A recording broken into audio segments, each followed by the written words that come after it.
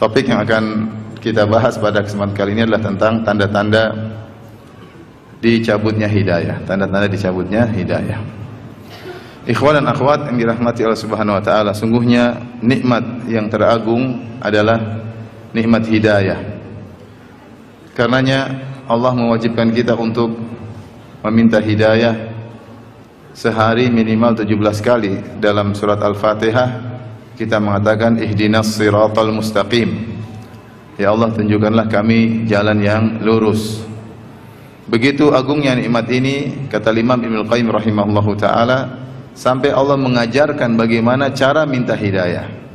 Karena sesungguhnya kesimpulan dari surat Al-Fatihah adalah ihdinas siratal mustaqim. Itu kesimpulan dari surat Al-Fatihah. Sebagaimana kita ketahui, di antara adab dalam berdoa adalah memuji Allah, menyanjung Allah, kemudian minta kepada Allah Subhanahu wa taala. Dan dalam hadis qudsi dalam Sahih Muslim, hadis Abu Hurairah radhiyallahu taala anhu, Allah berkata, idza qala abdi, jika hambaku berkata alhamdulillahirabbil alamin, Allah mengatakan hamidani abdi, sungguhnya hambaku telah memujiku. Wa idza qala arrahmanur rahim, jika hambaku berkata arrahmanir rahim, Allah berkata asna alayya abdi, sungguhnya hambaku telah menyanjungku. Wa idza qala abdi maliki yaumiddin, jika hambaku berkata maliki yaumiddin, maka Allah berkata majjadani abdi, sungguhnya hambaku telah mengagungkan aku. Jadi alhamdulillahirabbil alamin arrahmanir rahim maliki yaumiddin itu adalah pujian kepada Allah, dan itu muqaddimah untuk meminta. Setelah itu sang hamba bertawassul dengan amalnya, dan itu diantara tawassul yang disyariatkan, bertawassul dengan amal soleh sendiri. Iyyaka na'bud wa iyyaka nasta'in. Ya Allah, hanya kepada Engkau-lah kami beribadah dan hanya kepada Engkau-lah kami mohon pertolongan. Baru kemudian masuk pada inti surat Al-Fatihah adalah ihdina as-siratal mustaqim, tunjukkanlah kami jalan yang lurus. Setelahnya adalah penjelasan dari jalan tersebut. Apa jalan yang lurus tersebut? Siratal ladzina an'amta alaihim, jalan orang-orang yang Engkau karuniai mereka. Siapa? Ya minan nabiyyin wasiddiqin wasyuhada wassalihin. Itu jalannya para nabi, jalannya as-siddiqin, jalannya para syuhada, jalannya orang-orang saleh. Ghairil maghdubi alaihim waladdallin, bukan jalan orang-orang yang Kau murkai, yaitu orang Yahudi yang berilmu namun tidak mengamalkannya. Waladdallin, bukan juga jalan orang-orang yang disesatkan, yaitu kaum Nasara yang beramal tanpa ilmu. Itu intisari dari surat Al-Fatihah adalah memohon hidayah kepada Allah. Ibnu Qayyim mengingatkan akan hal ini. Saking agungnya permohonan minta hidayah, sampai Allah ajarkan cara minta hidayah kepada Allah. Bahkan Allah wajibkan dalam salat, yang setiap rakaat tidak ada Al-Fatihahnya maka tidak sah. La salata liman lam yaqra bi Fatihatil kitab. Tidak ada salat bagi orang yang tidak baca Al-Fatihah. Kemudian Imam Ibnu Taimiyah rahimahullah taala juga menjelaskan bahwasanya kebutuhan kita kepada hidayah lebih daripada kebutuhan yang lain. Kenapa? Karena kita butuh hidayah setiap saat. Kita tidak tahu apa yang terbaik bagi kita dalam menjalankan segala aktivitas keseharian. Dalam beribadah kita butuh hidayah, dalam mengajar kita butuh hidayah, berinteraksi dengan keluarga butuh hidayah, mencari nafkah butuh hidayah, berakhlak mulia butuh hidayah. Sehingga kita ini senantiasa butuh kepada hidayah secara detail. Oleh karena kebutuhan kita kepada hidayah adalah continue, berkesinambungan, tidak pernah berhenti. Kita butuh makan, selesai. Makan sekarang, habis itu kenyang, mungkin 6 jam lagi makan lagi. Minum pun kita minum, hilang dahaga, nanti berapa jam lagi kita haus lagi. Tapi hidayah tidak.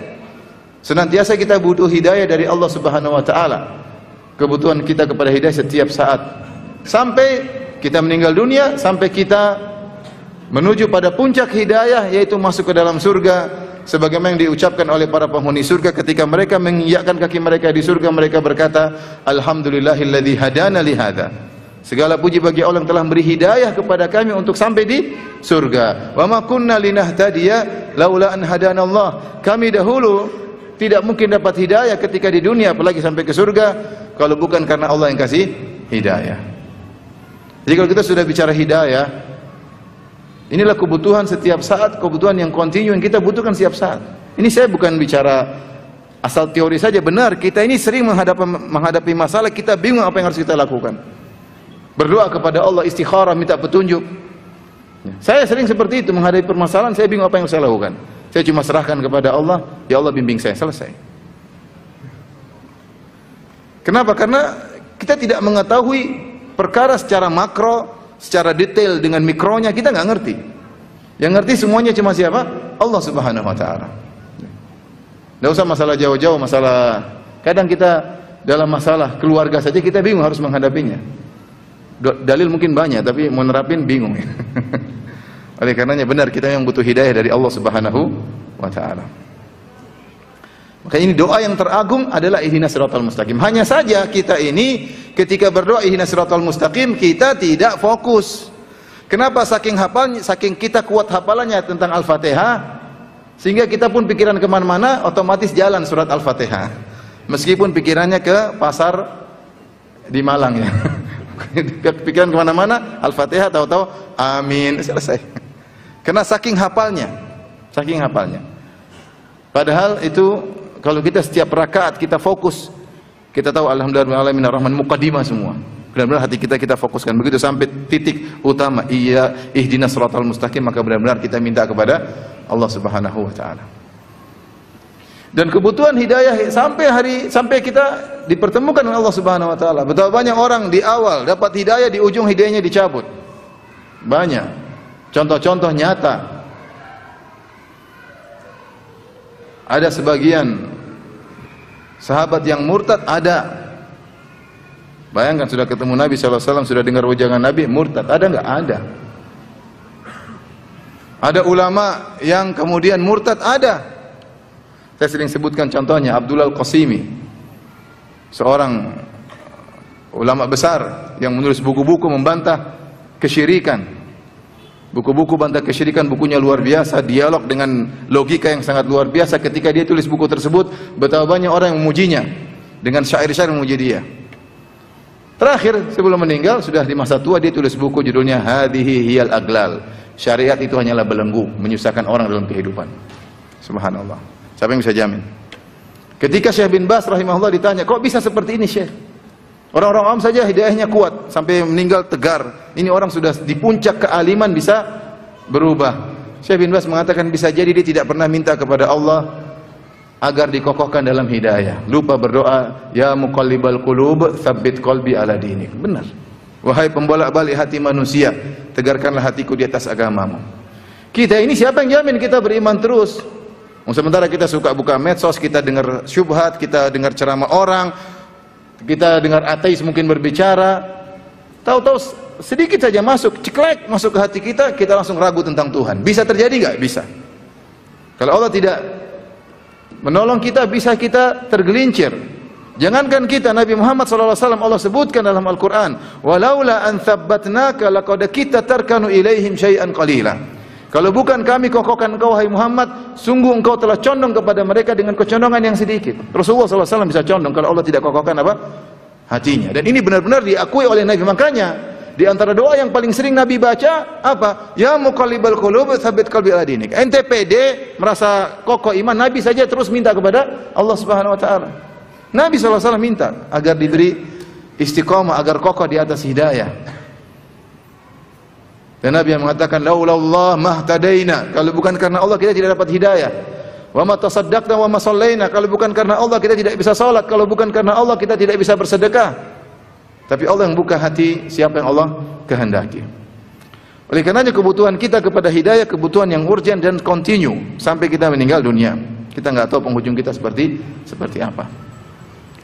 Lihatlah, saya sering sampaikan juga bagaimana Imran bin Hattan. Imran bin Hattan seorang tabi'in, bahkan kibar tabi'in senior, bertemu dengan sahabat-sahabat. Dulu di atas sunnah. Suatu ketika dia tertarik dengan seorang wanita bermadzhab Khawarij, terkenal cantik jelita, sementara Imran bin Hattan wajahnya kurang tampan, agak buruk rupa wajahnya.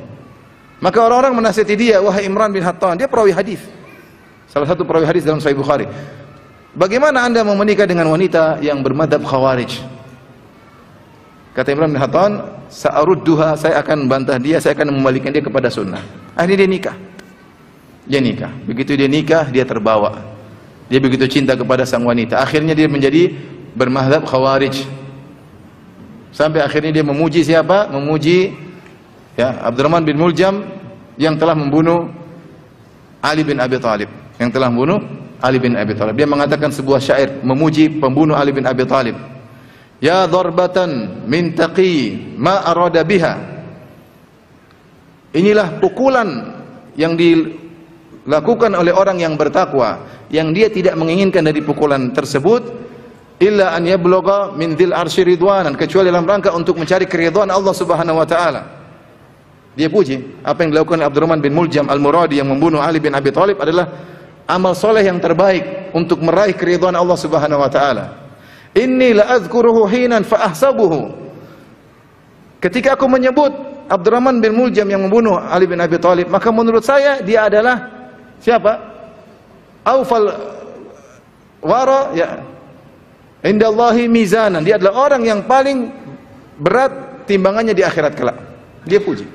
Bayangkan tadi di atas manhaj ahlu sunnah, kemudian gara-gara nikah dengan seorang wanita cantik, kemudian dia tergoda, kemudian dia bermazhab apa? Khawarij. Maka jangan menikah sama orang terlalu cantik ya. Yang biasa-biasa aja. Jadi intinya dia berubah. Siapa yang duga? Dan banyak kisah-kisah yang kita lihat sekarang tidak mungkin disampaikan sekarang ya. Hal-hal yang kita tidak duga, kita tidak sangka, tiba-tiba ini dulu begini kok jadi begini sekarang. Hidayah di tangan Allah Subhanahu wa taala. Kemudian kenapa kita butuh senantiasa kepada hidayah? Jadi doa kita ihdinas siratal mustaqim, ihdinas siratal mustaqim itu mencakup 4 permohonan, mencakup 4 permohonan. Yang pertama, ya Allah tunjukkanlah aku jalan yang lurus. Ya. Artinya kita ingin di atas Islam, dari syirik menuju tauhid, dari kufur kepada iman. Kemudian kita minta kepada Allah agar kita ditegarkan di atas jalan tersebut. Kemudian kita minta kepada Allah agar bisa menjalankan syariat dengan sebaik-baiknya. Itu juga butuh hidayah. Orang semua sholat, tapi tidak sama sholat setiap orang. Ada yang orang sholat asal-asalan, ada yang sholat khusyuk, ada yang sholat tenang dalam sholatnya. Beda-beda. Itu butuh hidayah. Butuh hidayah untuk bisa sholat dengan khusyuk, butuh hidayah tersendiri. Butuh hidayah tersendiri. Masih sampaikan bagaimana para sahabat sholat mereka luar biasa. Lihatlah Abdullah bin Zubair, kalau dia sudah sholat maghrib, kemudian dia sujud, sholat ba'diyah maghrib, dia tidak mengangkat kepalanya kecuali adzan isya. Tenggelam dalam kenikmatan sujud kepada Allah Subhanahu wa taala. Kita nggak bisa seperti itu. Lihatlah bagaimana Abbad bin Bishr radhiyallahu taala anhu, ketika dia bertugas untuk menjaga keamanan, dia sedang sholat malam, tiba-tiba terkena anak panah. Dan dia lanjutkan sholatnya, darah mengalir di tubuhnya. Kena anak panah kedua, dia masih terus sholat. Kena anak panah ketiga, dia masih terus sholat. Kemudian dia rukuk dan dia sujud, dia melesaikan sholatnya. Kemudian Ammar bin Yasir berkata, wahai Abbad bin Bishr, kenapa anda seperti itu? Kenapa anda tidak putuskan sholat? Dia bilang, saya sedang baca surat Al-Kahfi, saya tidak ingin putus di tengah jalan. Subhanallah. Dia dapat hidayah luar biasa dalam sholatnya. Lihatlah bagaimana seorang betah kuat dalam sholatnya, Imam Abu Hanifah. Demikian juga diriwayatkan dari Utsman bin Affan. Utsman bin Affan diriwayatkan baca 1 rakaat khatam Quran. 1 rakaat khatam Quran. Demikian juga Imam Abu Hanifah, sering beliau khatam Quran dalam 1 rakaat. Ini contoh. Kita juga minta hidayah kepada Allah untuk kita profesional dalam menjalankan setiap syariat Allah Subhanahu wa taala.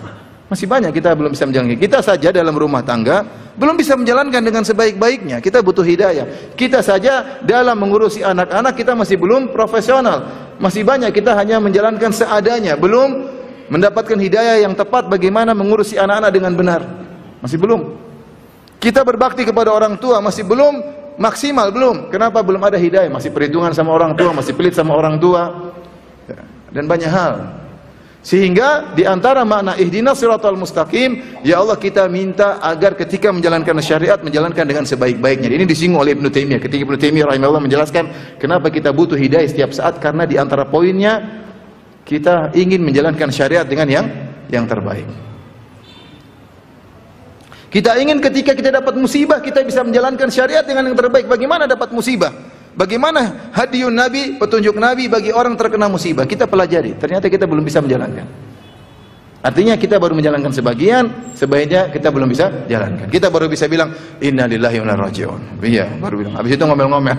Berarti kan kita belum sempurna dalam menghadapi kasus terkena musibah. Kita belum dapat hidayah ketika menghadapi peristiwa tersebut. Yang keempat, kita ingin ihdinas shiratal mustaqim adalah ya Allah, tunjukkanlah aku jalan-jalan kebaikan yang lain. Masih banyak jalan kebaikan yang aku tidak ketahui, masih banyak. Masih banyak ilmu yang kau belum bukakan kepadaku, masih banyak. Masih banyak akhlak yang belum kau bukakan kepadaku ya Allah. Mungkin seorang sangat dermawan tapi masih temperamental, suka marah-marah. Mungkin ada orang ikhlas tapi dia sombong. Orang macam-macam. Akhlaknya belum terbuka seluruhnya. Kalau tanya dia dermawan, tidak pelit sama sekali, tapi angkuh. Saya ini. Ada orang seperti itu, berarti belum terbuka seluruh hidayah akhlak kepadanya. Ada orang seperti itu. Dan itu berlaku pada setiap kegiatan yang kita lakukan. Dan saya tidak menemukan perkataan yang indah dalam masalah ini seperti perkataan Ibnu Taimiyah ketika dia menjelaskan kebutuhan kita kepada hidayah lebih daripada kebutuhan makan dan minum. Dan itu benar. Karena saya ulangi lagi, ihdinas shiratal mustaqim, kita minta petunjuk dari tauhid daripada syirik kepada tauhid, dari kufur kepada keimanan. Yang kedua, kita mohon agar istiqomah di atas hidayah tersebut. Yang ketiga, kita ingin profesional terbaik bisa melakukan setiap syariat yang kita kerjakan. Kalau salat yang terbaik, kalau puasa yang terbaik, kalau salat malam yang terbaik, kalau sedekah yang terbaik, kalau berbakti yang terbaik, kalau jadi istri soleh yang terbaik, kalau jadi suami yang baik, jadi suami yang terbaik. Seperti itu, ngurus anak-anak menjadi orang tua yang terbaik, bertetangga menjadi tetangga yang terbaik. Sebagaimana Nabi sallallahu alaihi wasallam terbaik dalam segala hal. Sebagaimana Nabi sallallahu alaihi wasallam terbaik dalam segala hal. Kemudian yang terakhir, kita minta agar Allah bukakan segala petunjuk, kebaikan-kebaikan masih banyak yang belum kita ketahui. Ikhwan dan akhwat yang dirahmati oleh Allah Subhanahu wa taala, dari 4 hidayah yang kita perlukan itu, mungkin kita bisa bagi klasifikasi yang lain. Ada hidayah umum dan ada hidayah detail. Kalau hidayah secara umum, yaitu dari syirik kepada tauhid, dari kufur kepada iman, insya Allah semua orang muslim telah mendapatkannya. Siapa yang mengucapkan syahadatain asyhadu alla ilaha illallah asyhadu anna rasulullah, maka dia sudah dapat apa? Hidayah umum, yaitu hidayah dari kufur kepada Islam, dari syirik kepada apa? Tauhid. Semua kita masih minta hidayah. Iya, hidayah umum sudah saya dapatkan, hidayah asal hidayah sudah saya dapatkan. Tapi kalau kita tinjau dari hidayah detail, hidayah secara detail, maka kita masih membutuhkan. Butuh untuk mendapatkannya, butuh untuk komitmen di atasnya, butuh untuk bisa menjalankannya secara profesional. Ini masih sangat kita perlukan hidayah yang detail. Kita dapati sebagian orang, ya misalnya, ya ketika berbicara tentang Islam dan kufur, dia sangat semangat, dia bela Islam. Tapi kalau sudah bicara tentang detail syariat, terkadang dia tidak mau terima, berat bagi dia. Enggak lah, ini enggak, dia enggak mau. Dia masih milah-milih. Ini dia terima, ini tidak terima. Tapi kalau Islam dia bela. Kalau sudah bicara kufur Islam dia bela luar biasa. Tapi kalau sudah bicara detail syariat, belum tentu hatinya terima, belum tentu.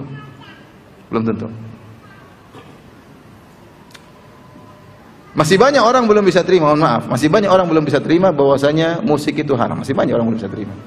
Mau kita jelaskan detail-detail perkataan ulama, dalil, seabrek-abrek perkataan para sahabat, tetap aja dia belum bisa terima.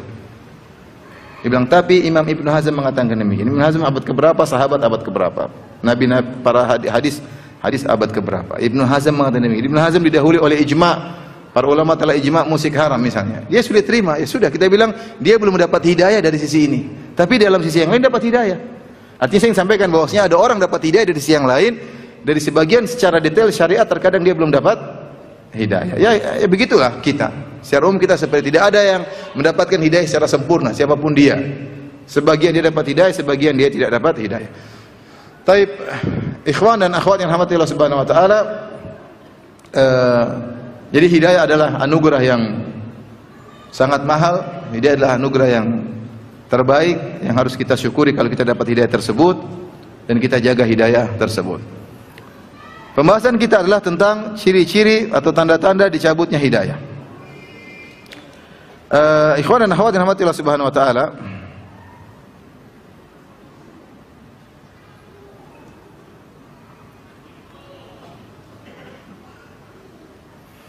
Di antara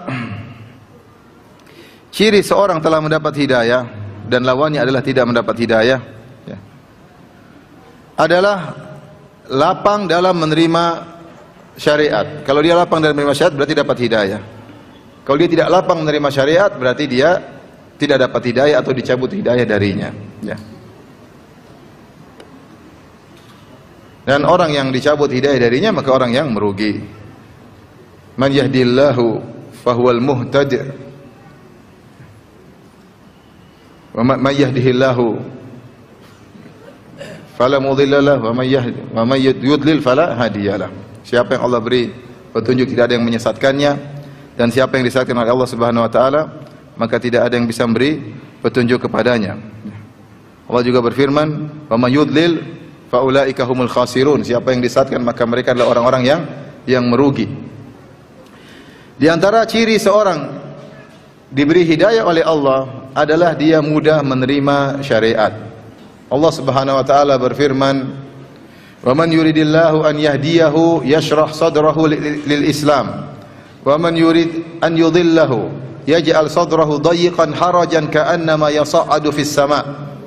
Kata Allah Subhanahu wa taala, barang siapa yang Allah beri hidayah kepada dia, maka Allah akan melapangkan dadanya. Surat Al-An'am 125. Al-An'am 125. Siapa yang Allah beri hidayah kepadanya, Allah lapangkan dadanya lil Islam, untuk menerima Islam, menerima syariat Islam. Wa man yurid an yudhillahu yaj'al sadrahu dayiqan harajan. Siapa yang Allah sesatkan maka Allah jadikan hatinya menjadi sesak, berat, ka'annama yas'adu fis sama', seakan-akan dia sedang mendaki ke langit.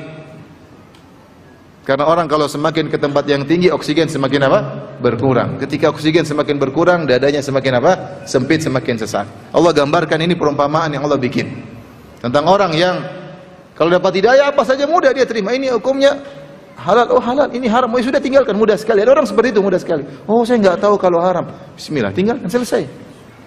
Dia cuma tidak tahu. Kalau dia tahu dia selesai, mudah sekali. Dan itu ciri-ciri orang yang beriman dengan iman yang tinggi. Kata Allah Subhanahu wa taala, "Fala wa rabbika la yu'minun hatta yuhaqqimuka fi ma shajara bainahum, thumma la yajidu fi anfusihim harajan mimma qadaita wa yusallimu taslima." Demi Rabbmu bahwasanya mereka tidak beriman sampai mereka menjadikan engkau sebagai hakim dalam permasalahan mereka. Kalau kau sudah putuskan, thumma la yajidu fi anfusihim harajan. Kalau kau sudah putuskan perkara mereka, kau tidak dapati dalam diri mereka ada grundel sedikit pun. Wa yusallimu taslima, dan mereka pasrah menerima keputusan Nabi Muhammad sallallahu alaihi wasallam. Wa ma kana lil mu'minin wala mu'minatin idza qada Allahu wa rasuluhu amran an yakuna lahu al-khiyaratu min amrihim. Tidak pantas bagi seorang lelaki mukmin, wanita mukminah, kalau Allah sudah beri pilihan dan Rasulnya sudah beri pilihan, lantas mereka punya pilihan yang lain. Nah pantas, Allah sudah bilang hukumnya gini, Rasul bilang hukumnya gini, saya pilih yang lain, saya tidak cocok, ini kurang pas. Ini bukan ciri orang beriman. Orang beriman, ya, innama kana qaulal mu'minina idza du'a ila Allahi wa rasulihi liyahkuma bainahum an yaqulu sami'na wa ata'na. Sungguhnya perkataan orang-orang beriman jika diseru kepada Allah dan Rasulnya untuk berhukum dengan hukum Allah dan Rasulnya, mereka hanya berkata sami'na wa ata'na, kami dengar, kami taat, sudah. Ada hadisnya, selesai, tinggalkan. Subhanallah. Itu orang yang beriman. Saya pernah ketemu seorang, dia, mohon maaf ya, mungkin di antara kita masih ada, tapi dia merokok. Dia merokok. Dia tidak tahu rokok itu haram, karena mungkin dia lihat sebagian kiai juga, Pak. Kiai juga merokok. Sebagian pondok juga jualan rokok, ya, dan macam-macam ya. Meskipun tertulis rokok membunuhmu, tapi itu kan hanya propaganda. Para kiai juga, Pak, merokok. Jadi ya, untuk berpikir rokok itu haram sulit.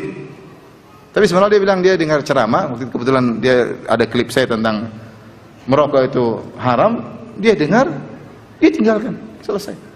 Jadi memang dia sudah punya dasar untuk tunduk kepada Allah dan Rasul, tidak pikir panjang, dengar rokok itu haram penjelasannya, selesai, tinggalkan. Dia tinggalkan. Ada orang seperti itu. Dia nggak tahu kalau itu haram, begitu tahu dia haram, dia mudah meninggalkan. Kemudian ketika dia sudah meninggalkan rokok, 2 tahun kemudian dia ketemu saya. Dia bilang, Ustaz, jazakallah khair, syukran Ustaz. Kenapa? Saya sejak mendengar ceramah Ustaz tentang rokok, saya tinggalkan rokok. Alhamdulillah, saya bilang. Kata dia, qadarullah, setelah saya meninggalkan rokok, saya gemuk, Ustaz. Saya bilang, kalau gemuk jangan protes sama saya. Kalau gemuk jangan protes sama saya. Tapi intinya ada orang dia pencinta musik misalnya, datang musik haram, selesai, tinggalkan musik haram, sudah. Mau diapain? Itu orang memang dasarnya dia imannya tinggi, cuma dia tidak tahu hukumnya. Dia tidak tahu hukumnya. Sebagian orang, ini tanda bahwa dia tidak dapat hidayah. Dia selalu ngeyel, dikasih tahu hukumnya gini dia nggak mau, pikir gini nggak mau, dikasih tahu hukumnya A dia cari B, di hukum B dia cari C. Wa man yurid an yudhillahu yaj'al sadrahu dhayiqan harajan ka'annama yas'adu fis sama. Barang siapa yang Allah sesatkan, maka Allah jadikan hatinya sempit, sulit, seperti dia naik di atas tempat yang tinggi, susah untuk bernapas. Dikasih tahu syariat, dia selalu ngeles, tidak mau. Itu maksudnya begini, maksudnya gini. Kenapa? Ada syahwat yang dia perjuangkan. Karena dia tahu syariat ini bertentangan dengan syahwatnya, sehingga dia selalu mencari pembenaran. Selalu mencari pembenaran. Orang seperti begini ada, dia belum dapat hidayah dari sisi ini. Ini bahaya, bahaya. Kalau seorang sudah diberi hidayah, sudah tahu benar-benar itu adalah kebenaran, kemudian dia sengaja meninggalkannya, ini bisa berdampak pada berikutnya. Bisa berdampak pada dia disesatkan pada perkara-perkara berikutnya. Makanya Allah Subhanahu wa taala berfirman, "Falamma zagu azagallahu qulubahum." Tatkala mereka menyimpang, Allah simpangkan hati mereka. Jadi bahaya. Beda kalau orang masih ragu, saya belum jelas mungkin hadisnya sahih atau tidak. Dia cari kebenaran tapi dia belum tampak pada dirinya kebenaran yang terang benderang. Ini kayaknya hadisnya, coba dicek dulu deh. Benar enggak perkataan ulama seperti itu? Dia masih ragu. Ketika dijelaskan ini hadisnya, ini ayatnya, ini penjelasan ulama, dia sudah klop, dia terima. Ada orang sudah jelas-jelas, ini ayatnya, ini hadisnya, ini perkataan ulama, ini 4 mazhab, dia masih tidak mau terima. Bukan apa-apa, dia tahu itu kebenaran, tapi ada syahwat yang tidak mau dia tinggalkan. Ini hati-hati. Ketika dia sengaja meninggalkan hidayah, ketika itu maka Allah akan cabut hidayah untuk dia pada perkara-perkara berikutnya. Allah cabut hidayah darinya. Allah berfirman, "Falamma zagu." Tatkala mereka menyimpang, sudah tahu jalan kebenaran, dia menyimpang, azagallahu qulubahum. Allah sesatkan hati mereka. Ini mengerikan.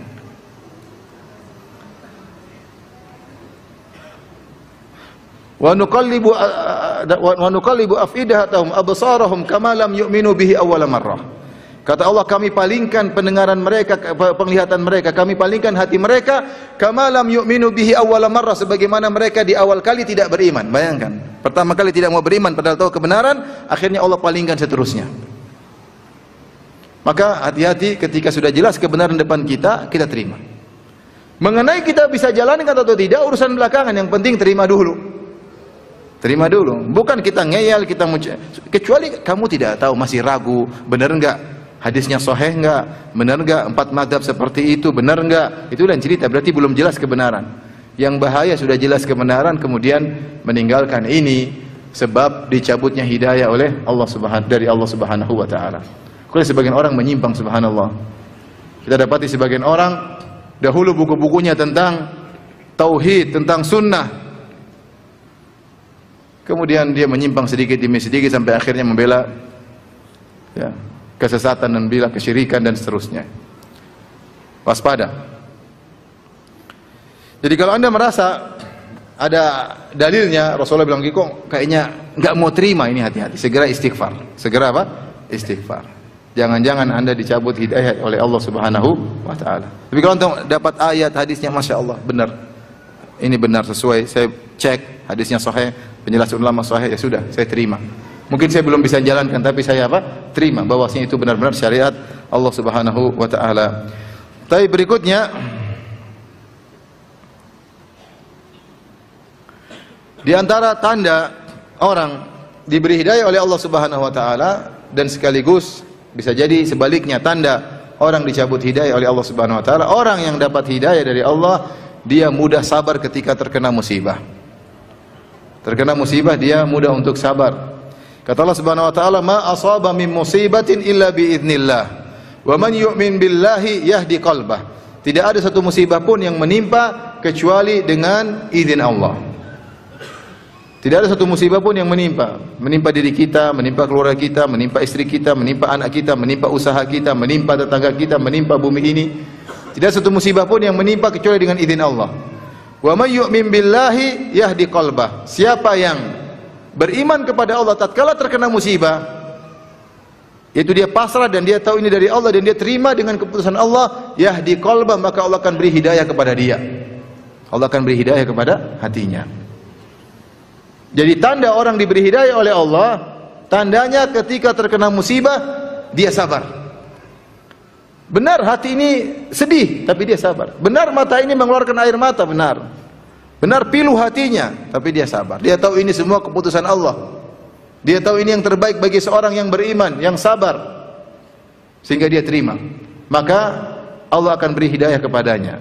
Yahdi qalbah. Kata Alqamah rahimahullahu taala, ya, dia adalah seorang hamba yang terkena musibah bi musibah, faya'lamu annaha min indillah, maka dia tahu musibah tersebut dari sisi Allah, fayarda wa yusallim, maka dia ridha dan dia pasrahkan dirinya. Orang ini akan dapat hidayah dari Allah Subhanahu wa taala. Maka sebaliknya, tanda bahwasanya Anda tidak dapat hidayah ketika dapat musibah Anda meronta-ronta. Kata Nabi sallallahu alaihi wasallam, "Laisa minna man latamal khududa wa syaqqal juyuba wa da'a bid awal jahiliyah." Bukan dari golongan kami seorang tatkala terkena musibah, kemudian dia menampar-nampar pipinya, dia menjambak-jambak rambutnya, dia robek-robek bajunya, dan dia menyeru dengan seruan jahiliyah. Ini orang tidak dapat hidayah.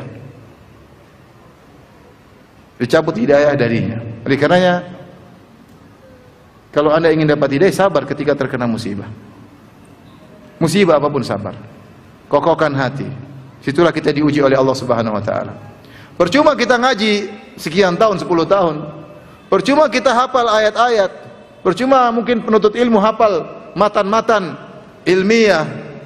Tapi ketika terkena musibah seperti anak kecil, nggak bisa apa-apa. Ronta sana teriak sini, curhat sana curhat sini. Facebooknya isinya curhat. Ceramah isinya curhat. Isinya dia tidak sabar.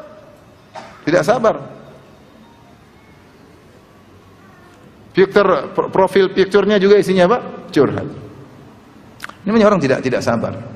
Kalau orang sabar tidak demikian. Innama ashku bathi wa husni ila Allah. Aku hanya mengadukan kesedihanku dan gundah gulanaku hanya kepada siapa?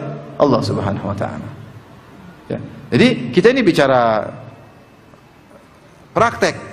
Ilmu yang kita pelajari, percuma orang ngaji dia 10 tahun, tapi ketika terkena musibah tidak sabar. Ngomel sana, ngomel sini, ceritain keburukan orang lain, gibah sana, gibah sini, bongkar aib istri, bongkar aib suami. Ini apa buat apa? Ngaji buat apa seperti itu? Itu orang tidak dapat hidayah, orang yang dapat hidayah sabar. Inna lillahi wa inna ilaihi raji'un. Ya. Qadarallahu ma syafa'al, qadarallahu ma diapain. Serahkan kepada Allah Subhanahu wa taala.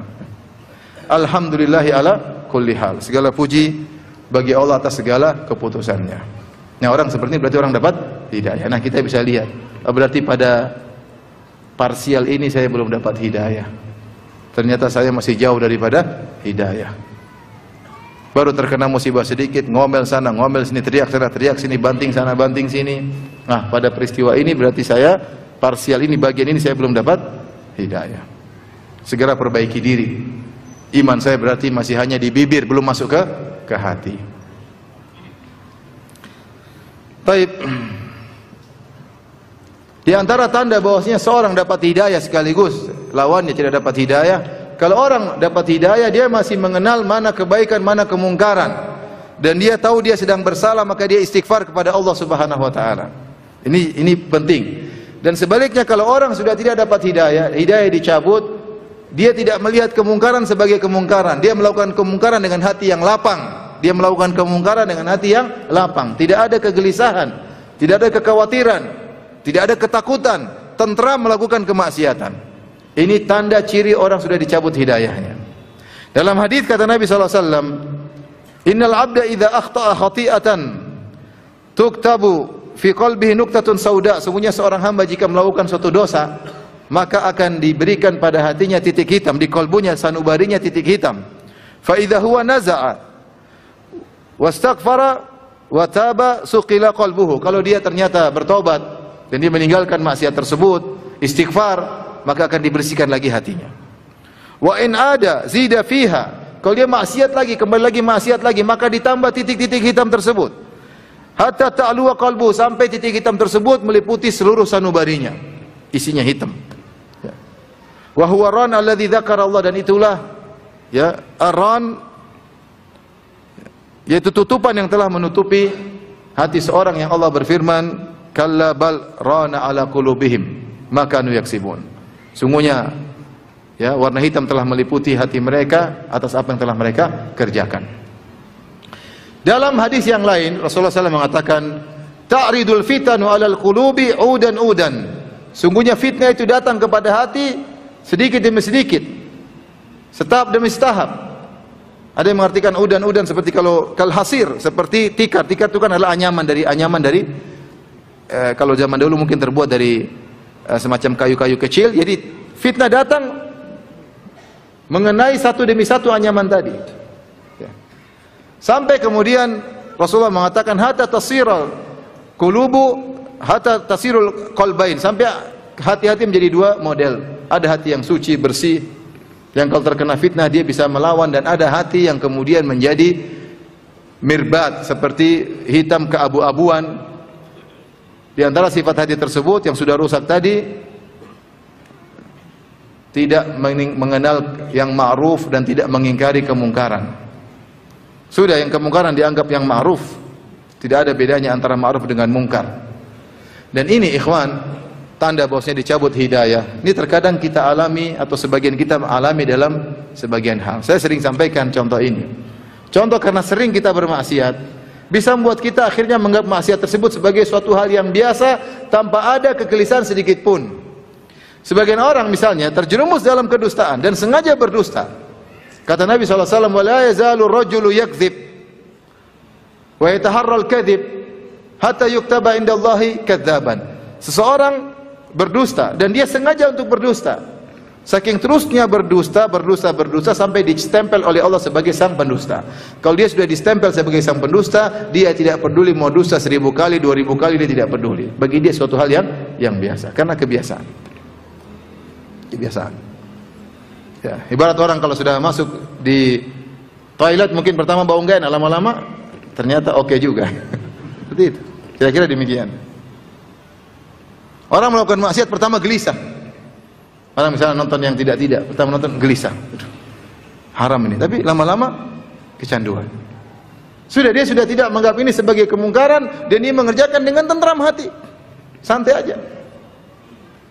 Dan ini menimpa sebagian kita. Saya sering sampaikan, kita tadi pagi sudah saya sampaikan juga, terbiasa melihat wanita terbuka auratnya. Kita nonton reporter-reporter wanita yang menceritakan berita-berita dalam dunia, tapi dia tidak pakai jilbab.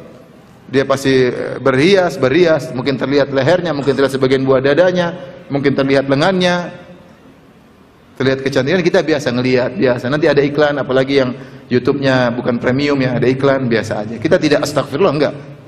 Kita malah mengamati. Iklan apa sih? Malah dibesarin.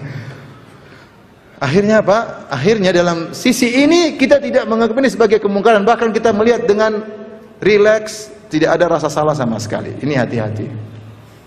Ini contoh kita mungkin dicabut hidayah dari sisi ini. Karena terbiasa melakukan maksiat, sehingga maksiat tersebut dianggap suatu hal yang biasa. Harusnya kalau kita masih punya hidayah dalam hati, begitu lihat kemungkaran kita bilang apa? Astagfirullah. Paling tidak ini enggak benar, astagfirullah ya. Tapi mana orang biasa. Sampai kalau di grup terkadang kirim lelucon, di situ isinya perempuan tidak terbuka auratnya dan biasa aja, dia tidak merasa bersalah. Menyebar klip di situ isi perempuan terbuka auratnya biasa aja, dia tidak merasa bersalah. Dia kirim di grup tidak punya malu, karena dia tidak menganggap suatu kemaksiatan. Karenanya di antara orang kalau masih punya hidayah dalam hatinya, dia pasti gelisah kalau melakukan apa? Kemaksiatan. Dia merasa tidak tentram dan dia beristighfar kepada Allah Subhanahu wa taala. Adapun kalau sudah santai, biasa-biasa aja, ini kita tidak bilang dicabut hidayah keseluruhan, tidak. Tapi secara parsial, secara juz'i, dari sisi itu hidayahnya telah dicabut oleh Allah Subhanahu wa taala. Bagaimana cara mengembalikannya? Segera istighfar, tadi kata Nabi sallallahu alaihi wasallam. Udah hitam-hitam istighfar terus, mulai memutih sampai bersih. Jadi apa ya, orang kalau awalnya, makanya kan dikatakan takwa itu engkau berjalan seperti, jadilah engkau seperti orang berjalan di atas jalan yang situ ada duri, duri kecil, duri besar. Yahdharu ma yara, hati-hati jangan sampai keinjak duri. Tapi kalau seseorang sudah keinjak duri, cuek aja udah, mau berlumuran darah sudah terlanjur, sudah sekadung sudah, akhirnya tidak merasa sakit lagi. Orang begitu kalau sudah maksiat.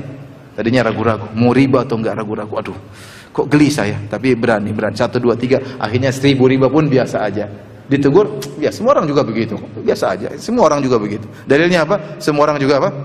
Begitu ya.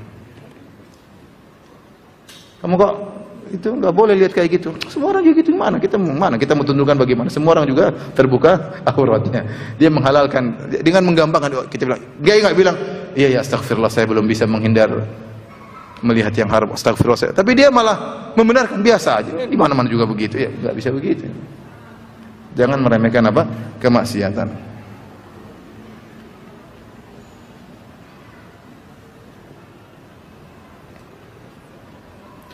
Di antara tanda bahwasanya seorang diberi hidayah oleh Allah dan sekaligus bahwasanya hidayah telah dicabut, orang diberi hidayah oleh Allah Subhanahu wa taala di penghujung hidupnya dia rajin beramal saleh, kemudian meninggal di atas amal soleh tersebut. Dan sebaliknya orang yang tanda dicabut hidayah di penghujung hidupnya dia malah menjauh dari Allah, kemudian dia meninggal di atas kondisi yang buruk tersebut. Dalam hadis kata Nabi sallallahu alaihi wasallam dari Anas bin Malik radhiyallahu anhu, "Idza aradallahu bi 'abdihi khairan ista'malahu." Jika Allah menghendaki kebaikan bagi seorang hamba, Allah gunakan hamba tersebut. Faqila kaifa yasta'miluhu ya Rasulullah? Maka Rasulullah SAW ditanya, bagaimana seorang digunakan oleh Allah? Maksudnya apa ya Rasulullah SAW mengatakan, yuwaffiquhullah li'amalin salih qabla al-maut, yaitu Allah memberi taufik kepadanya untuk beramal saleh sebelum meninggalnya. Ini berarti Allah ingin hidayah kepada dia. Ada orang seperti itu, mungkin di awalnya dia ya banyak melakukan maksiat ya. Tiba-tiba di penghujung hayatnya Allah beri hidayah, ada sebab-sebab kebaikan yang dilakukan sebelumnya. Akhirnya rajin sholat, rajin beribadah, dan akhirnya meninggal di atas hidayah tersebut. Saya mengenal seorang, dia bukanlah orang rajin sholat ya. Meninggal kalau tidak salah usia 80 tahun. Bukan orang yang rajin sholat, tapi sejak dulu dia terkenal yang suka dermawan. Suka nyambung silaturahmi. Tapi dia bukan rajin sholat, kadang-kadang nakal-nakal juga ya. Kadang saya dengar ceritanya kemudian hari terkadang begini, terkadang begitu. Tapi dia orang ini, saya kenal dia ya dari cerita-cerita orang tua saya bahwasanya ini orang terkenal rajin sedekah dan terkenal rajin nyambung silaturahmi. Terkadang dia ngundang keluarganya dari berbagai penjuru, dia bayarkan tiketnya untuk kumpul di rumahnya. Padahal dia tidak rajin sholat. Tapi subhanallah di akhir hayatnya ya, dia mulai kenal sunnah, istrinya mulai kenal sunnah, akhirnya dia mulai kenal ngaji, akhirnya sempat ketemu dengan saya, akhirnya dia mulai belajar ngaji, dan akhirnya dia meninggal. Kata istrinya, karena masih kerabat saya, istrinya bilang dia meninggal mengatakan Allahu Akbar ya. Berzikir kepada Allah meninggal. Itu mungkin dia dapat hidayah mungkin cuma ya mungkin 3-4 tahun terakhir sebelum apa? Meninggal. Kenapa? Karena di awal dia ada kebaikan-kebaikan yang ada di hatinya, itu menyebabkan dia dapat hidayah di penghujung apa? Hayatnya. Dan sebaliknya ada orang yang mungkin kita lihat di awalnya dia baik, ternyata di penghujungnya dia rusak. Ya, kata Nabi SAW, Innar rajula la ya'malu min amali ahlil jannah fima yabdu linnas wa huwa min ahlin nar. Kata Nabi, ada seorang dia mengerjakan amal soleh menurut pandangan manusia, padahal dia adalah penghuni neraka jahanam. Ketika para ulama mengomentari sabda Nabi fima yabdu linnas, dia beramal saleh menurut pandangan manusia, berarti hatinya bermasalah. Orang ini mungkin dia beramal saleh, ternyata dia riya, ternyata dia ujub, ternyata dia sombong. Penyakit-penyakit hatinya ini akan mengungkap hakikatnya di penghujung hayatnya. Di penghujung hayatnya kemudian dia malah menyimpang, dia malah bermaksiat. Padahal dulunya kita melihat dia orang yang saleh. Kenapa? Ada penyakit dalam hatinya yang membuat dia akhirnya menyimpang di penghujung hayatnya. Oleh karena kalau Anda melihat ada orang di penghujung hayatnya rajin sholat, rajin beribadah, maka subhanallah dia telah dapat hidayah dari Allah Subhanahu wa taala. Apalagi orang yang sejak muda sudah soleh sampai meninggal dunia. Kata Rasulullah sallallahu alaihi wasallam, ya di antara 7 golongan yang Allah naungi pada hari kiamat kelak, syabun nasya'a fi ibadatillah, anak muda yang tumbuh dalam ketaatan kepada Allah Subhanahu wa taala. Yang harusnya di masa muda dia berfoya-foya, senang buang-buang waktu, keluyuran ke sana kemari, wira-wiri ke sana kemari. Kemudian ternyata sejak muda dia bertakwa kepada Allah, dia dipertahankan sampai meninggal dunia. Dan itu banyak kalau kita lihat misalnya di Arab Saudi yang sejak kecil memang sudah baik, sudah hafal Quran, sudah hafal hadis, kemudian jadi imam terus sampai meninggal dunia. Subhanallah, ada orang seperti itu ya, ada. Ada juga yang nakal kemudian jadi ulama juga ada. Ada seseorang, saya tahu orang tersebut, saya tidak ingin sebut namanya. Saya tahu dari siapa? Saya ketemu orang tua di Madinah.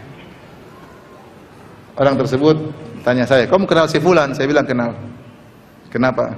Itu waktu masa mudanya orang paling nakal sekampung itu. Sampai bapak saya bilang, "Kamu boleh main sama semua orang tapi jangan main sama anak ini." Anak itu sekarang jadi ulama besar. Dia yang diperingatkan oleh bapaknya biasa-biasa aja. Dia yang cerita sama saya. "Kamu tahu si fulan?" "Iya, saya tahu."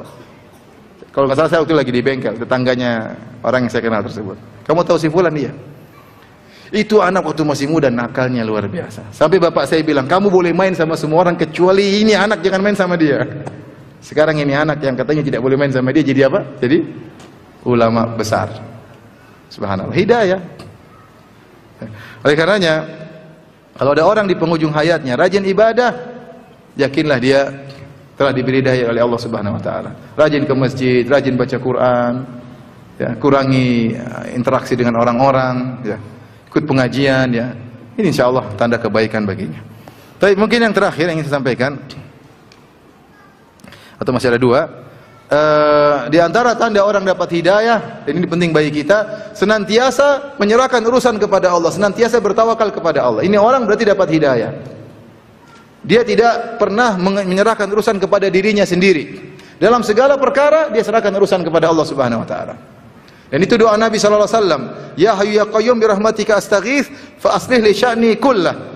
Wahai Zat yang Maha Hidup, Al-Qayyum yang menegakkan yang lainnya, tidak ada yang bisa tegak kecuali dengan Allah Subhanahu wa taala.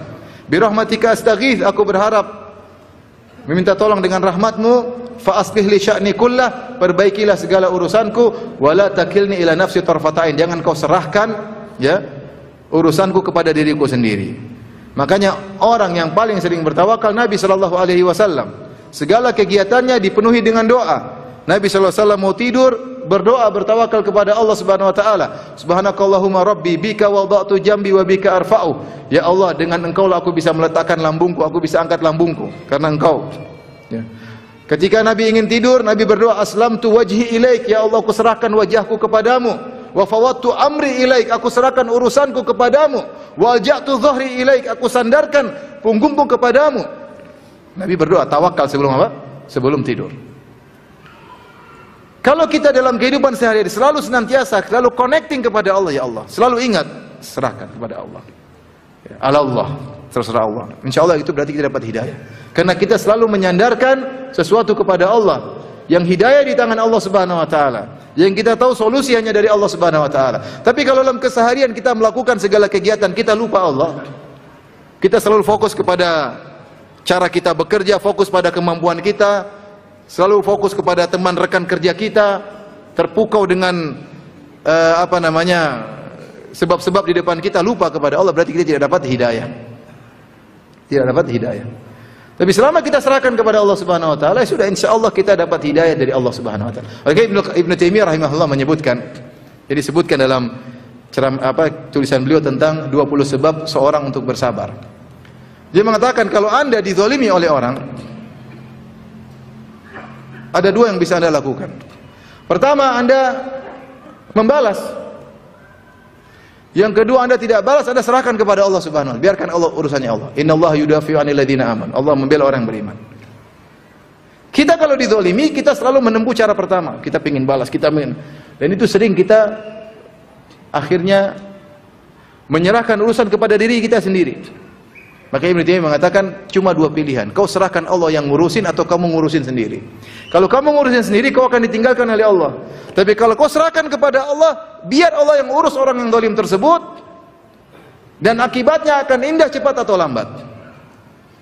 Tapi kebanyakan orang milih cara pertama. Anda pede dengan ini, oh saya bisa habisi dia, saya bisa gini, dia lupa. Ya. Makanya, ya, kalau kita sedang dizalimi, ya, terserah mau pilih pilihan mana. Kalau kita sabar, serahkan, ya Allah, saya serahkan urusanku kepada Engkau, ya Allah.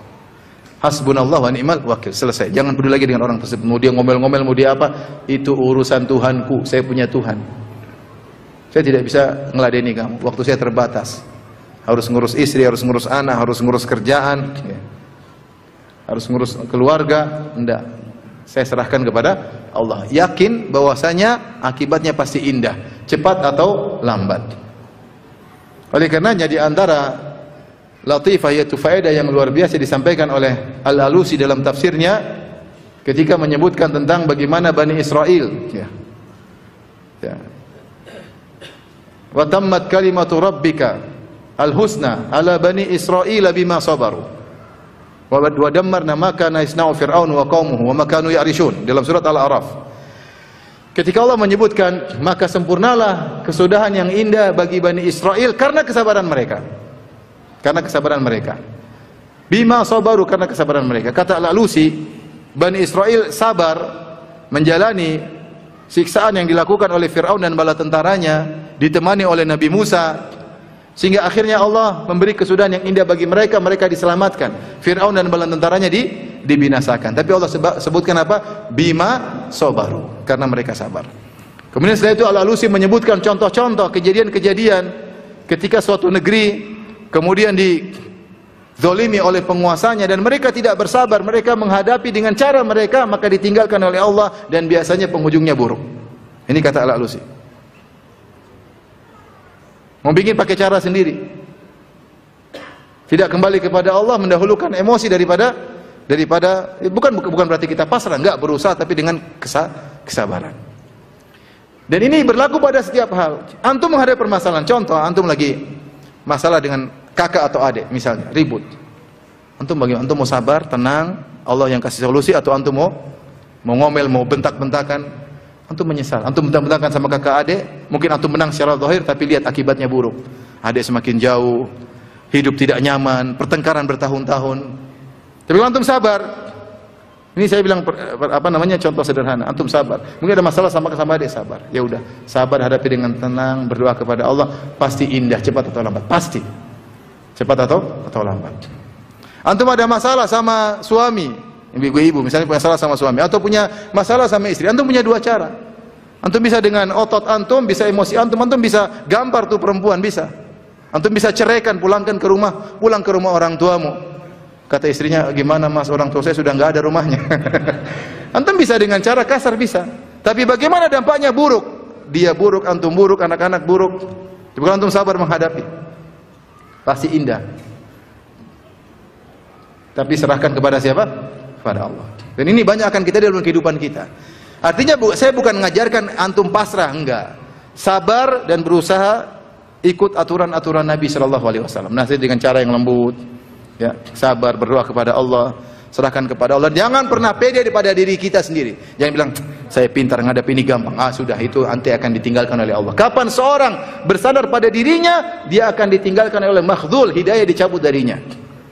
Hidayah dicabut darinya. Dalam segala hal, ini dalam segala hal. Serahkan kepada Allah Subhanahu wa taala. Jadi seorang yang senantiasa menyerahkan urusannya kepada Allah, itu orang telah diberi hidayah oleh Allah Subhanahu wa taala. Kapan kita menyerahkan urusan pada diri kita atau pasrahkan, oh saya punya teman jenderal, tenang dia, itu enggak benar seperti itu. Ente caranya gimana? Hubungi teman ente jenderal, berdoa kepada Allah. Jadi ente terlalu pede punya teman jenderal, punya backingan kuat. Itu ente berarti ditinggalkan oleh Allah Subhanahu wa taala. Yang terakhir,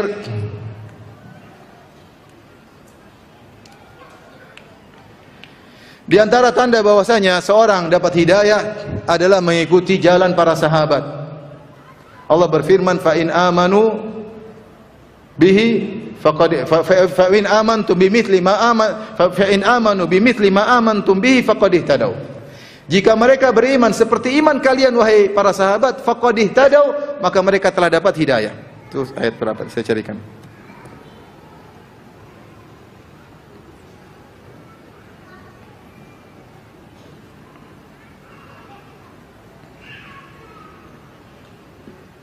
Ada yang tahu ayatnya? Fa in amanu bimithli ma amantum bihi faqad ihtadaw. Ya, sebentar. Saya ingin antum catat ya.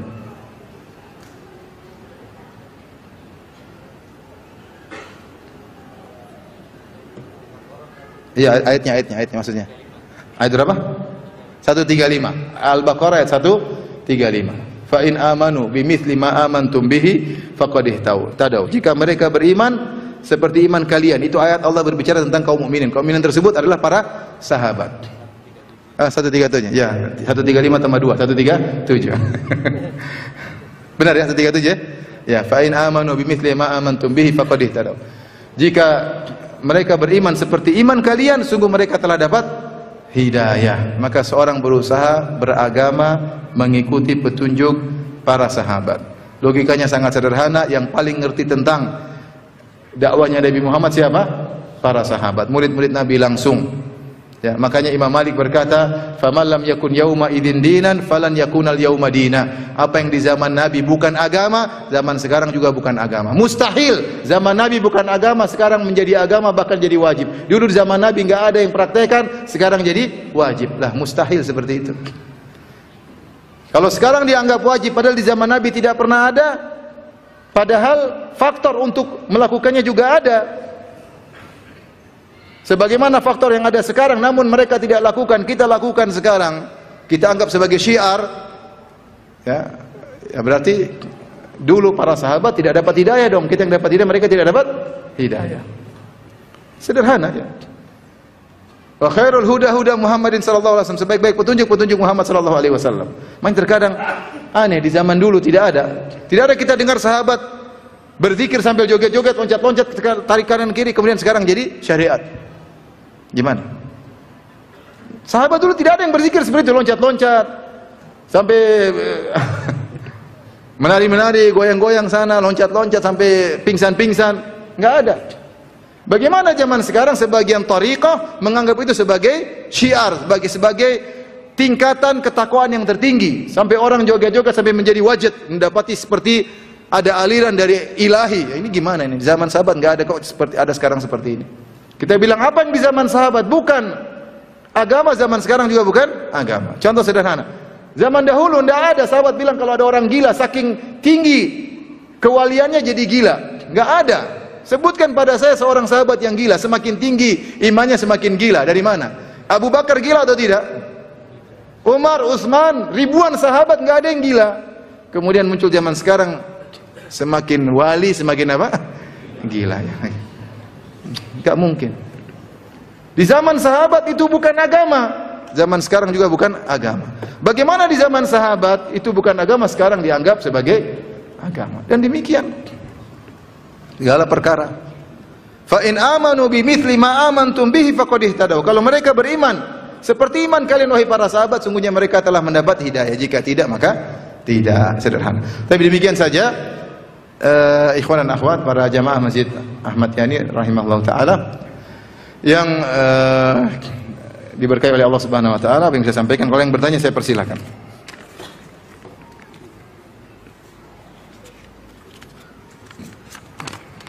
Oke.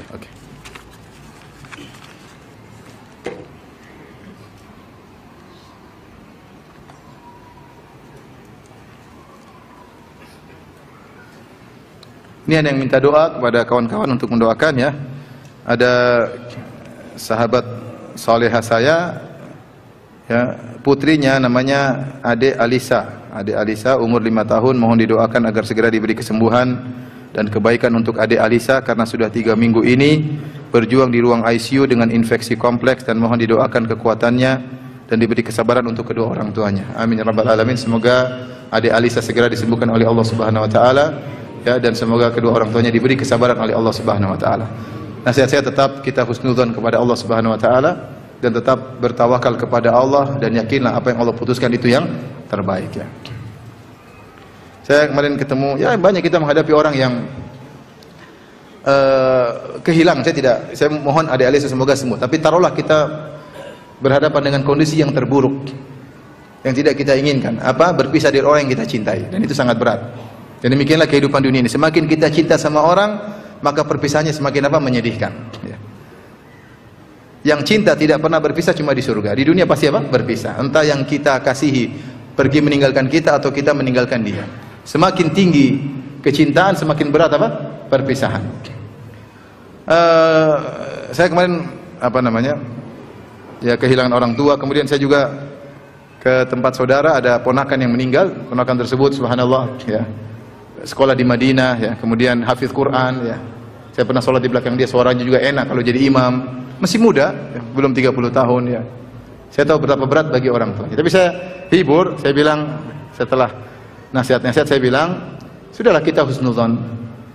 Bisa jadi dia berpindah pada kehidupan yang lebih baik. Yang kita mungkin menangis, mungkin dia bahagia. Mungkin ada seorang sakit-sakitan, tiap hari sakit menderita. Kemudian dia meninggal, ya sudah. Mungkin Allah ingin pindahkan dia kepada kehidupan yang lebih apa? Yang lebih indah. Husnuzon aja.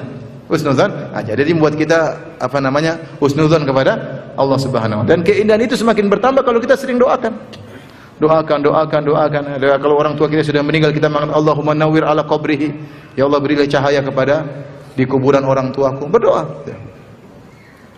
Jadi memang berat berpisah dari orang yang kita cintai. Kita berharap semoga orang-orang yang sakit di antara kaum muslimin semoga disembuhkan oleh Allah Subhanahu wa taala.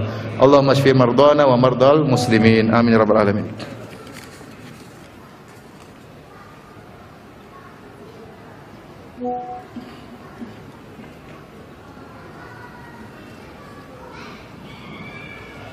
Ustaz, suami saya termasuk orang yang rajin sholat, rajin mengaji, dan sering ikut kajian.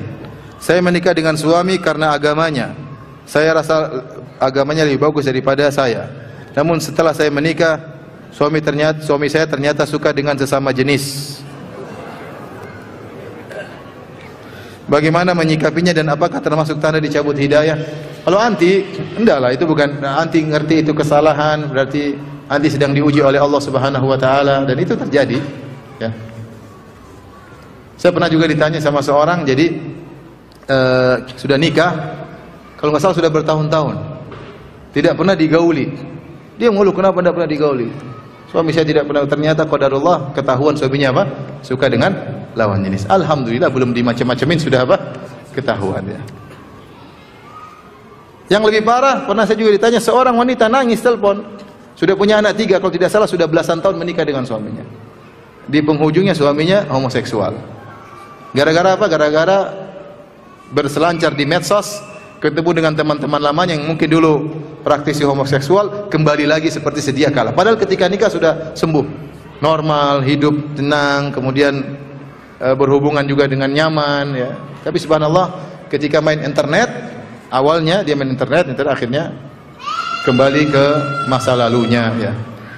Ya, maksud saya, ukhti yang bertanya, ya, sabar, hadapi dengan baik. Ya, kalau memang anti perlu harus berpisah, ya berpisah, nggak ada masalah. Kalau anti bisa nasihati dia untuk sadar, oke, ya. Bahwasanya orang berpenyakit juga bisa sembuh. Tapi kalau anti takut spekulasi terlalu tinggi, minta pisah boleh, nggak ada masalah.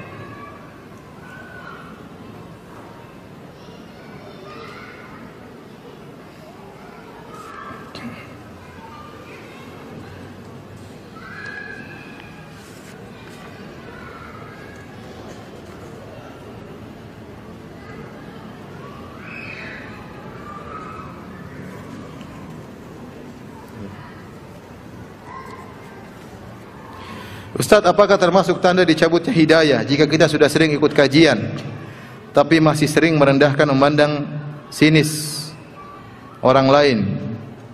Apakah diucapkan atau hanya dalam hati? Kepada sesama muslim yang mungkin belum belajar lebih tentang agama ini. Ya, kita ini sering saya sampaikan, kalau kita dapat hidayah, dapat petunjuk, dapat kelebihan, bukan untuk kita merendahkan orang lain. Rasulullah SAW mengatakan, al-kibr batarul haq wa ghamtun nas. Sombong itu adalah menolak kebenaran, sudah tahu benar dia tidak mau terima, padahal dari Allah dia tidak mau terima, padahal dari Rasulullah dia tidak terima. Ini puncak kesombongan. Kesombongan yang kedua terkait dengan manusia, ghamtun nas, merendahkan manusia. Di antara ciri-ciri orang sombong, apa itu? Cuma segitu, misalnya. Sombong namanya, Pak. Cuma bisa apa begitu? Cuma bisa ngajar Al-Fatihah, cuma bisa ngajar TPA. Bisa apa dia? Ini ciri-ciri orang apa? Sombong. Kita punya kelebihan untuk kita syukuri dan kita menghargai prestasi yang telah dicapai oleh siapapun. Jangan kita merendahkan orang lain. Dia cuma bisa ngajar Al-Fatihah, alhamdulillah dia ada yang mengajar, mengurangi beban kita mendakwahi kaum muslimin. Dia cuma bisa ngajar TPA, emang kita bisa ngajar TPA? Belum tentu bisa. Ketahuan kita susah ngajar TPA gimana? Coba waktu masuk musim pandemi awal, kita yang ngajar anak-anak kita, berat atau tidak? Berat. Lebih baik ngajar antum-antum daripada ngajar anak umur 5 tahun, berat. Guru-guru bisa ngajar TPA, Masya Allah. Jadi kita punya kelebihan bukan untuk merendahkan orang. Kita punya hafalan tinggi bukan untuk nggak bisa hafal, otaknya buntu. Enggak, kita bersyukur. Dan kita harus ingat bahwasanya kelebihan kita ini pertanggung jawabnya semakin besar, hisabnya semakin apa? Semakin panjang, bukan untuk merendahkan orang lain. Jadi kelebihan yang Anda miliki untuk disyukuri, untuk dipikirkan ada tanggung jawabnya, bukan untuk dalam merendahkan orang lain.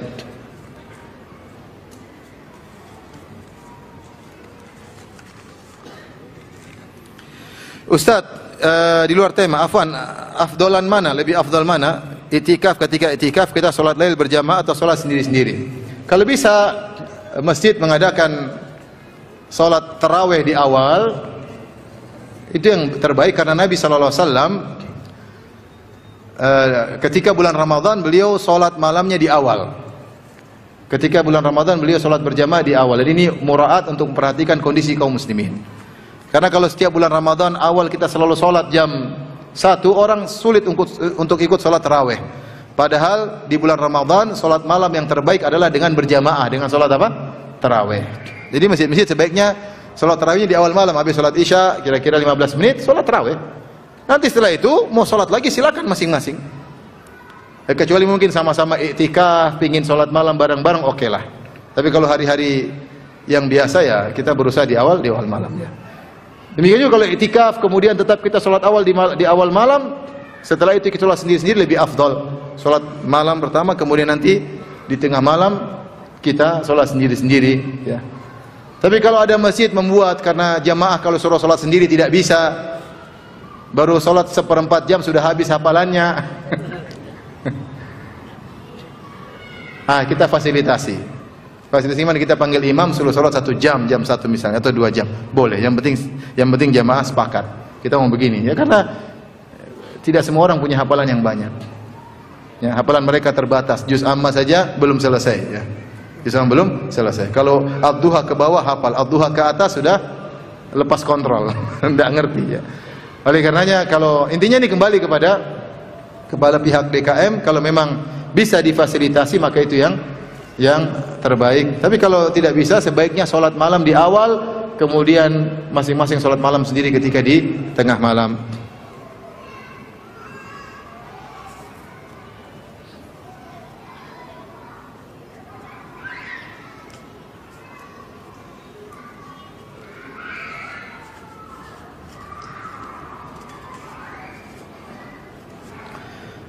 Ada seorang tenaga medis yang membuka praktek dengan tarif seikhlasnya.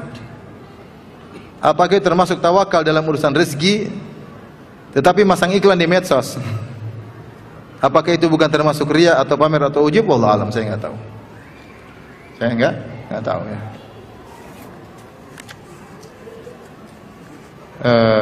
Agak berat memang ya, agak berat memang. Tapi ada teman saya praktek, dia bikin seperti itu ya. Dia jual makanan, dia jual bayar seikhlasnya, gratis juga boleh.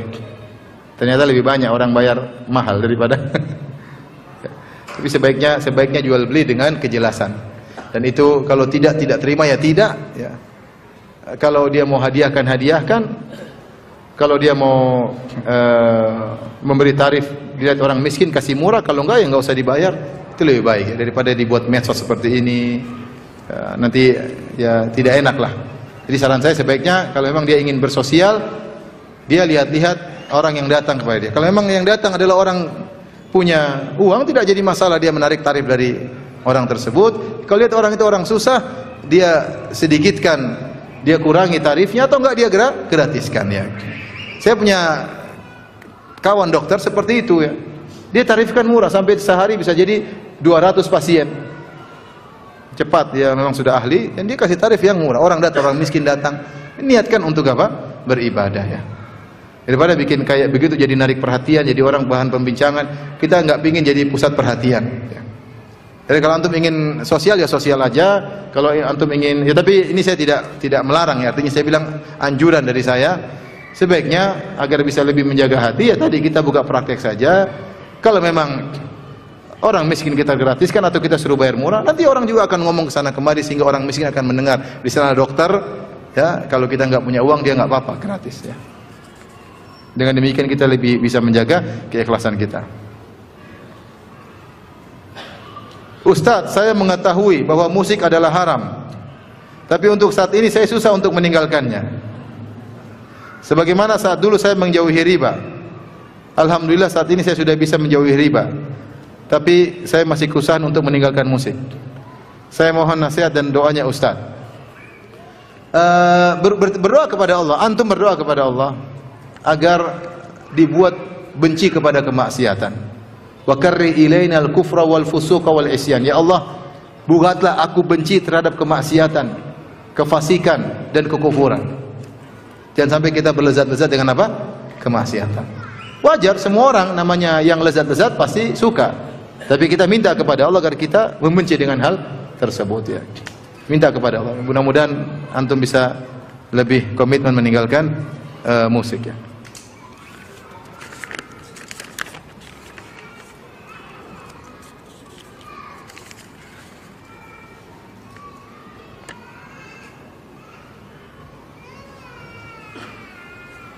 Tapi sebenarnya ada orang-orang, kalau banyak orang yang dulu di masa lalunya buruk, tapi dia ada baik, akhirnya di ujungnya dia jadi baik.